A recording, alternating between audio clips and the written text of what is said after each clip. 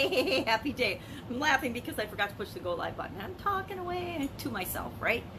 Hey, day 619 of What You Up To Now. What I'm doing and how it's working and what's not working as I transition from the brick and mortar corporate world of business to the online world of business.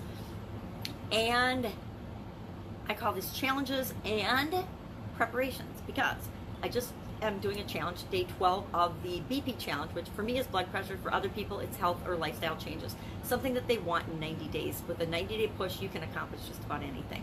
Or you can get a massive, I guess, rocket of momentum going to move you toward that thing that you want. And to get you, I swear, if you do a 90-day push, because here's the truth, the vast majority of the population will never do a 90-day push for anything. They will never spend 90 days of something every day moving them toward what they want. They just won't. I bet 97%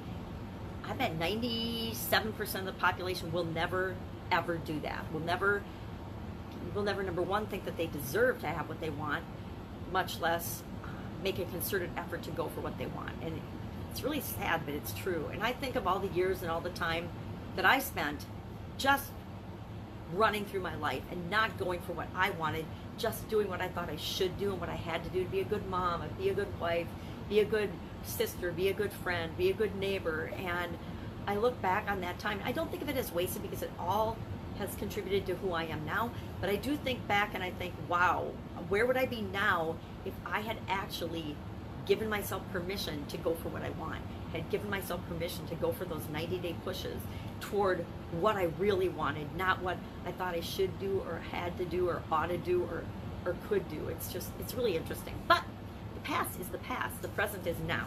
And this is the time that we're going to work on and live in. So, challenges. BP challenge today was all about getting a second opinion, verifying and validating the information that you hear from somewhere. A lot of times we hear this tip or trick or strategy, at least in business, that or in anything, in health or weight loss or anything. And so maybe it's a new diet or a new gossip or a new thing that comes down the pipe. Do you just jump in with both feet and go for it? Or do you do a little research and find out and get a second opinion? Check the testimonials, check what other people's results have been, check that there really are results happening in the area that you want to. Check about, dig into things a little more. So often, especially with the online world and social media and influencers and all this nonsense nowadays, what we see is not what we get. And you can find out by just digging a little bit into things if what you're going to get is really what you need at the time or really what you want. Is it moving you toward your goal? Is it moving you toward what you want? Or is it just a procrastinating diversion?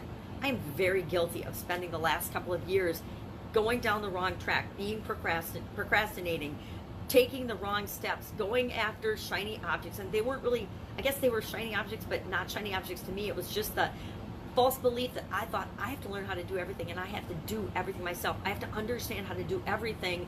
And I did the same thing in the offline world.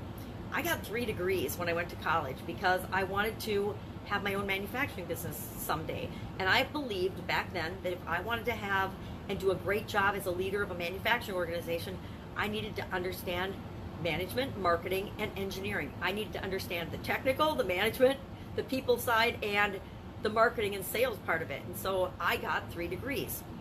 And I guess I still do the same thing today. I still feel like I need to know so much in order to be a good leader, a good coach, a good mentor, a good CEO of my organization, so I can lead my team most effectively. And some of that is true, and some of it is, you don't need to know all that. You just find the right people who can fill in those spots.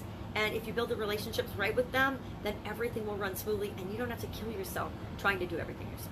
So, good lesson learned. I'm still learning that lesson. I'm not even going to pretend I'm still not learning that lesson, because I am. But every time I do step in that direction, it feels so much better and so much lighter to me that I will continue to take steps in that direction. So, 90-day push, 90-day challenge. I love challenges. And I'm also, preparation is the other thing, getting ready to be traveling for the better part of this month and the better part of November as well. So October and November, lots of traveling, lots of exciting things. But how do you continue to do what you say you're going to do while you're traveling. I made a commitment to myself, and it doesn't matter if other people, because other people would forgive me, but I made a commitment to myself that I would do a video every day for Happy Every Day and for my Supersize Your Business clients, so that I would do that every day. So yesterday I did, and it was pretty funny, I did the wardrobe change thing, and I changed robes 8 times, and I made 8 videos for Happy Every Day for while I'm on the cruise ship, because I don't trust the internet. I haven't been on a cruise for 9 years, but I got some second opinions, and I did some research, and I found out that the internet still stinks when you're traveling through the Caribbean on a boat. So I don't want to trust that that's going to be okay when I've already made a commitment to people that I would show up every single day to share a little happiness thing with them, a little happiness challenge to be happier every single day this year. And so I'm not going to not do that. So yesterday I recorded all those. I scheduled them for my podcast, and I will have to, I'm not sure what schedule I'm going to use or how I'm going to do it. I've used several in the past. I remember being involved in a network marketing company, and I used Hootsuite, and I ended up actually maxing out Hootsuite and getting that warning message that you're using it too much. So I might hop into Hootsuite and use that just for this 7-day period, or I'm not sure what else I might do. I'll figure out a way to make sure that my presence is known, even though I am off the grid.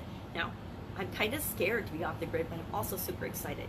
I will, and I've already committed to it, I will record this particular segment every day while I'm on the boat out, but I won't be able to probably share them until I get home. So it's going to be radio silence. You'll be free of me for 7 days for sure, hopefully only 7 days, and then I will pop back in. If there's a way that I can figure out how to go live in port or from one of the things, I may do that, but I'm not going to commit to doing that because I'm going to give myself a break. I have not had a break really from playing online, because it's, okay, there's the problem right there, the words I use, playing online. Working online for, I want to say 2018 was the last real break that I took. I've taken little breaks and traveled a little bit and gone to things, but I haven't really unplugged for, excuse me, at least 619 days, right? Somehow, somewhere, I found a way to hop online for 619 days in a row. And it was more than that, but for this particular segment, it's been 619 days in a row. And that's okay, that's cool, but it's kind of unnecessary, right? I mean, who needs to hear me gabbing every day of my life? And I know that other people that are super successful with publishing, they don't publish every single day. Some do. Grant Cardone, I think, still does. Gary Vee definitely does. I mean, he films his whole life. Who else? Those are the biggies that I follow. But there's other people that I follow that I notice have really pulled back on that. Russell Brunson doesn't publish anywhere near as often as he used to.